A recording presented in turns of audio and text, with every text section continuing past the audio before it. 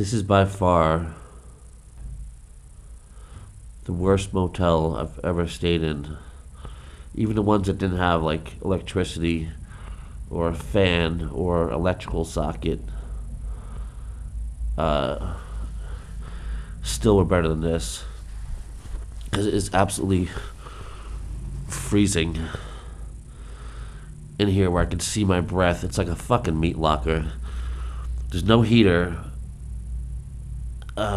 Barely slept last night. And there's nothing I could do to get warmer. I threw my jacket on top of my little blanket teepee here to try to get a little warmer. And it didn't do anything. Yeah, this room sucks. And it was 295 pesos. So like by Mexican hotel standards, like I've paid as low as 125 pesos, and like much higher. But this is probably like medium range as far as what I've paid for rooms, and this room sucks. So I asked the guy last night about the remote control for the TV, and he said something in Spanish. I thought he said the remote was attached. So I thought he meant that the remote is like attached by like a cable or something to somewhere in the room, so you don't walk off with it. Because a lot of places are like that with remotes. So you have to put a deposit down for a remote, or it could even be attached to something, so you don't walk off with it. But either way, that's what I thought he meant. But it's not what he meant.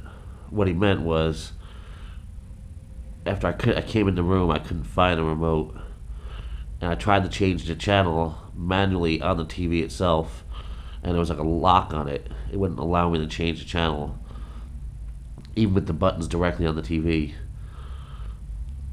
So I walked back to the office to tell the guy, and what he did tell me was that no, there's basically one channel on the TV that he selects from the office, and that's what you watch, and at that volume level, which you can't adjust the volume either.